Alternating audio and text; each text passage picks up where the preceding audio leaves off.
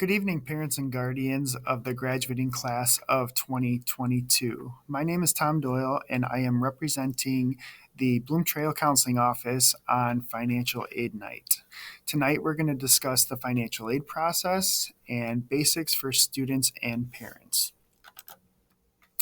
Topics that we are going to discuss: when and how to apply, the 7 things you are going to need before you fill out the 2022-2023 FAFSA, creating a FSA ID, the IRS data retrieval tool, next steps once the FAFSA is completed, and resource that you will have access to once the FAFSA is completed. The FAFSA is now a requirement for graduation. So Illinois is now the 3rd state to require graduating high school seniors to fill out the application, the free application for federal student aid, otherwise known as the FAFSA. The goal in this new requirement is to provide financial aid to more Illinois students from low income and working class backgrounds. If you are an undocumented or transgender student in Illinois who is not eligible for federal student aid, you may be eligible to submit the alternative application for Illinois financial aid, and we will talk about that later in the presentation. So when's the earliest you can file the FAFSA? October 1st of 2021 is when the application opens. So that is the first day that you can file. It's a first come, first serve. So if you have that, the closer to the October 1st date that you have filed your application, the more likely you are to qualify for all of the aid that the student is eligible for. So as we stated, the application is open October 1st, 2021. Remember, this is a student application. This is not the parent's application. It's the student application for financial aid. So the student is the one filling the application out. There are a few ways that a student can complete the FAFSA form. FAFSA.gov, which is the official government site. If you're more comfortable doing it on an app, the My Student Aid app is available in the Google Play Store and in the App Store for iPhones. And Bloom Trail has access to a site called Going Merry, which students will have their accounts emailed to them soon, which walks them through question by question on how to complete the FAFSA. So that's 7 things you're going to need before you fill out the 2022-2023 FAFSA form. The student and one parent is going to need an FSA ID. The FSA ID serves as the electronic signature for the student and one parent. You're going to need the student's social security number, the student's driver's license number, if they have one, the 2020 tax records for both the student, if applicable, and the parents, records of any untaxed income, records of your assets, and a list of schools that you're interested in attending. There were a few changes to the 2022-2023 FAFSA form. One is just a visual update where it's going to look similar to the rest of the studentaid.gov website. Another addition is users will be able to select their specific role. So if the student's completing the form, they'll be able to say that they're the student. If the parent's completing their part, they'll be able to identify as the parent, or if they're having someone else complete the form for them, there is now a preparer selection before they enter the FAFSA form. For students and parents who do not use the IRS data retrieval tool, there will be help topics for the Schedule 1, which will include all current exceptions for filing Schedule 1. And then lastly, registration status with selective service no longer affects a student's eligibility to receive student aid. However, if a student still wants to register for selective service through the FAFSA form, they still have that opportunity to do so. So who is eligible for the FAFSA? If you are a U.S. citizen, you're eligible to complete the FAFSA. If you answer anything other than yes, you may qualify for funding through the alternative application for Illinois financial aid. So the alternative application for Illinois financial aid is known as the RISE Act, the Retention of Illinois Students and Equity Act, which went into effect on January 1st of 2020. This provides that a student who is an Illinois resident and who is not otherwise eligible for federal financial aid, including but not limited to a transgender student who is disqualified for failure to register for selective service, or a non-citizen student who has not obtained lawful permanent residence, shall be eligible for state financial aid and benefits. So remember, this is state aid, not federal aid. The Illinois Student Assistance Commission has developed the alternative application for Illinois financial aid to provide a pathway for students who meet the provisions of the RISE Act to apply for the monetary award program for the 2022-2023 award year. There's a link here to the alternative application if you wanted to check that out. Now, in the past, the monetary award program has awarded Illinois residents up to roughly $5,500 of grant money just through that program. So that's just an idea of what the student is eligible for in state aid, not federal aid, just state aid. Documentation that's needed to complete the RISE Act alternative application, again, because we use so 2-year prior federal tax returns, you'll need a 2020 federal tax returns, W-2s, and any other records of money earned, bank statements and records of investments, if applicable, records of any untaxed income, if applicable, a list of colleges the student would like to attend, and then the parents of dependent students will also need the same information listed above. So things that you can do now, number one, as I mentioned earlier, the student and one parent will need an FSA ID. So again, this serves as your electronic signature. So to create the FSA ID online, you can click on the link provided. Creating your FSA ID. Students and parents, you are going to need a working email. For students, I would suggest not using your Bloom Trail email. If you have a personal email, I would definitely use that. If you don't have one, I would set one up, because moving forward, once you graduate from Bloom Trail High School, this process with the FAFSA needs to be done every single year. So this is not just a one-time thing for college. This is something that you're going to need to do throughout your 4 years. So that being said, you're going to want all of the information from FAFSA, from the college or university you're attending, to be sent to your personal email and not your Bloom Trail email. So you'll need your email. You'll need to create a username and a password. You'll need to use your legal name and your social security name exactly as it appears on your social security card. So your legal name and social security number as it appears on the card.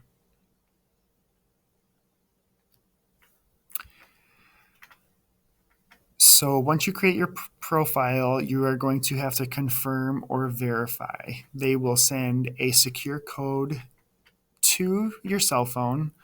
And once you get that, you can enter the code there and move on in the process of creating the FSA ID.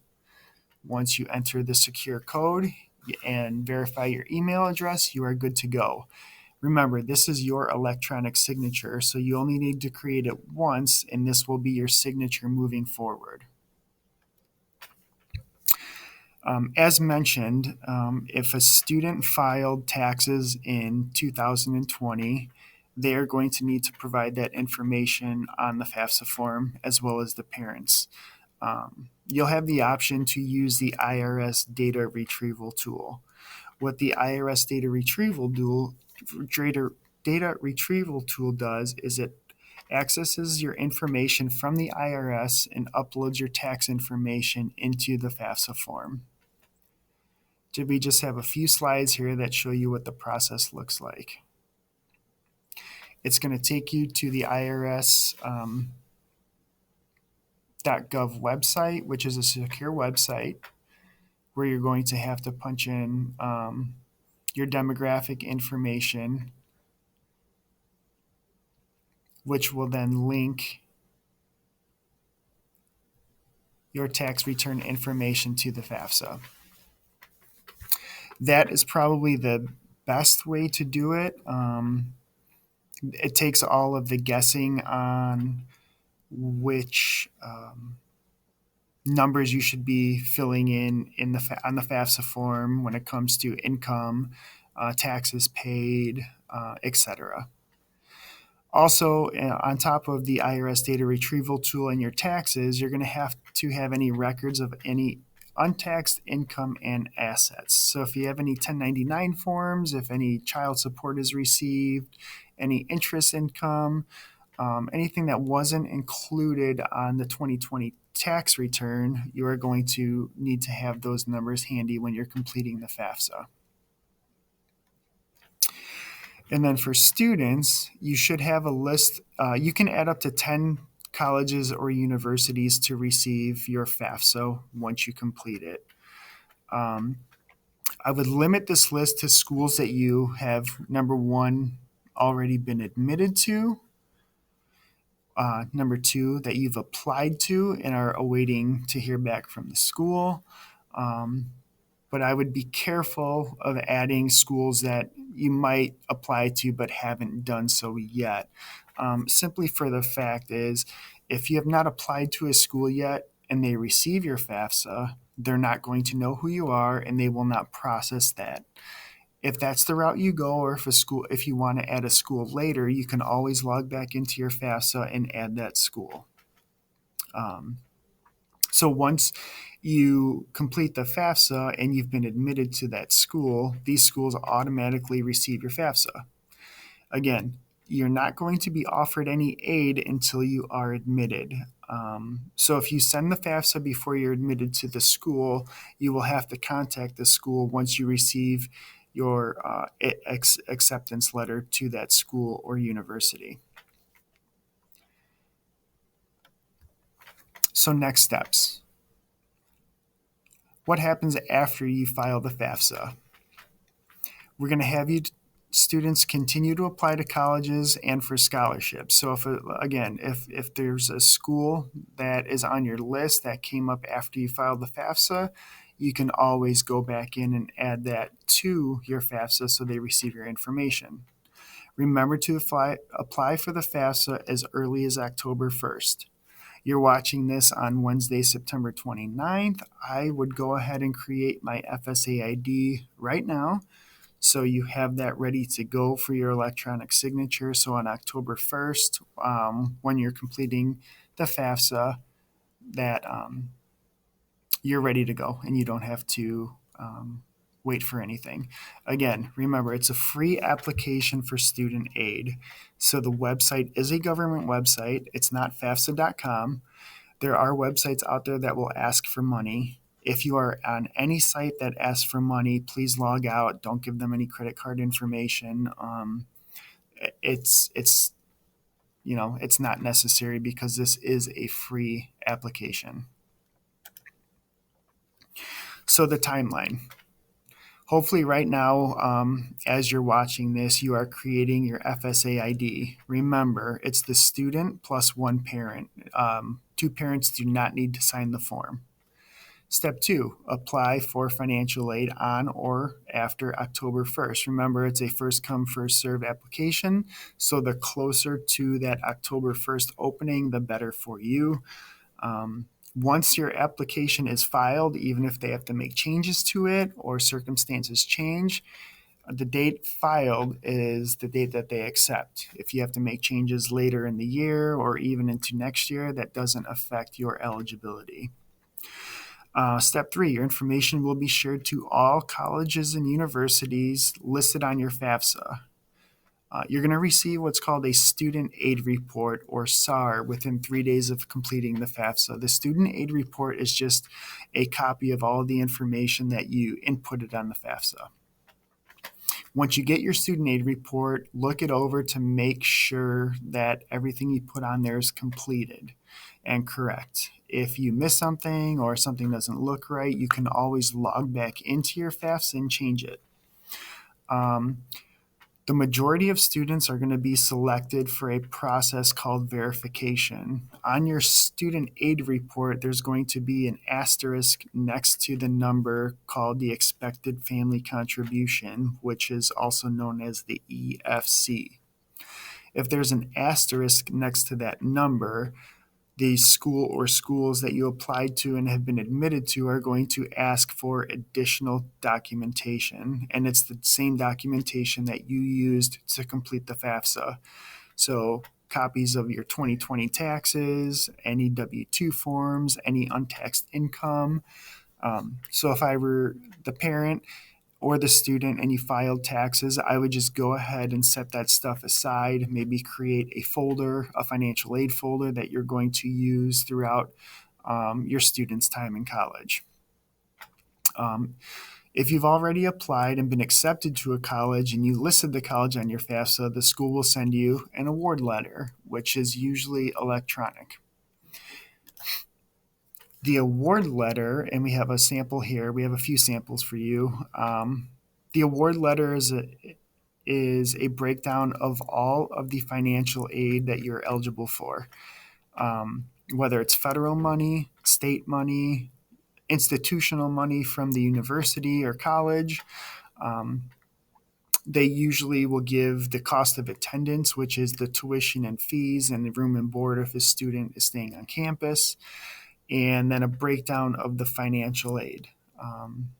As a reminder, if you indicate on the financial aid application, the FAFSA, that you are interested in student loans, the school is going to add those student loans to your award letter. That doesn't mean you have to accept the loan. They will offer you what the maximum amount is as a freshman student. So just, if you see a loan on your award letter and you don't need it, you can always decline that. As a reminder, many Illinois public colleges offer free tuition to low-income students. Those universities include University of Illinois Urbana-Champaign, Northern Illinois University, Eastern Illinois. They offer full tuition to accepted students for those that have a combined family income of $61,000 or less with a student GPA of 3.0 or higher. Again, this is just another example of what an award letter looks like. Again, it gives you an estimated direct cost of attendance, which is your tuition and fees and housing if you're staying on campus, minus your financial aid, and then it leaves you an estimated out-of-pocket cost after all financial aid has been applied.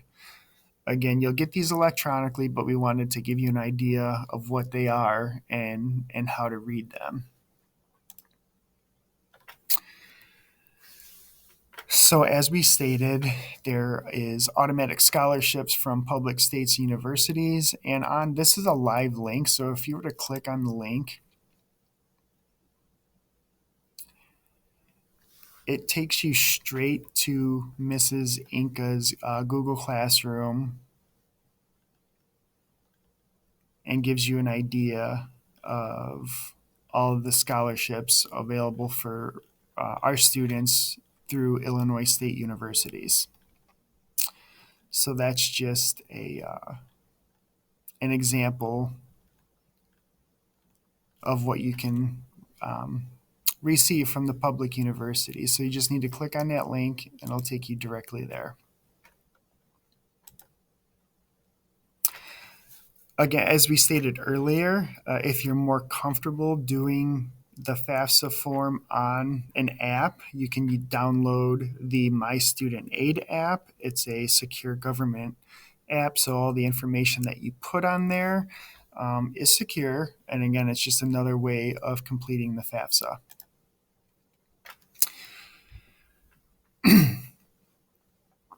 Okay, so the resources that we have available for you, your student's counselor is available to answer any and all questions about the financial aid, the process, any hesitations that you may have. If you have questions about the alternative application, please do not hesitate to contact any of us listed here. Again, we have online resources available. You can click on these links here. We're going to email this presentation out to students and parents on Thursday morning. So on September 30th, you'll have a copy of this presentation with all the links. This is also available on the BT Counseling website and Mrs. Inka's Google Classroom, which all seniors have access to.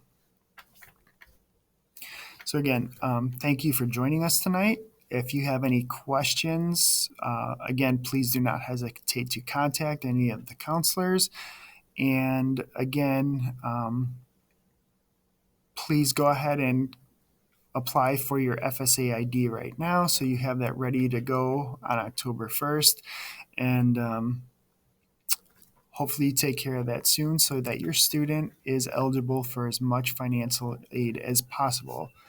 So on behalf of myself, Tom Doyle, and the Bloom Trail counselors, thank you for taking the time to view this. And again, it will be emailed to you, and it's also available on the Bloom Trail YouTube page.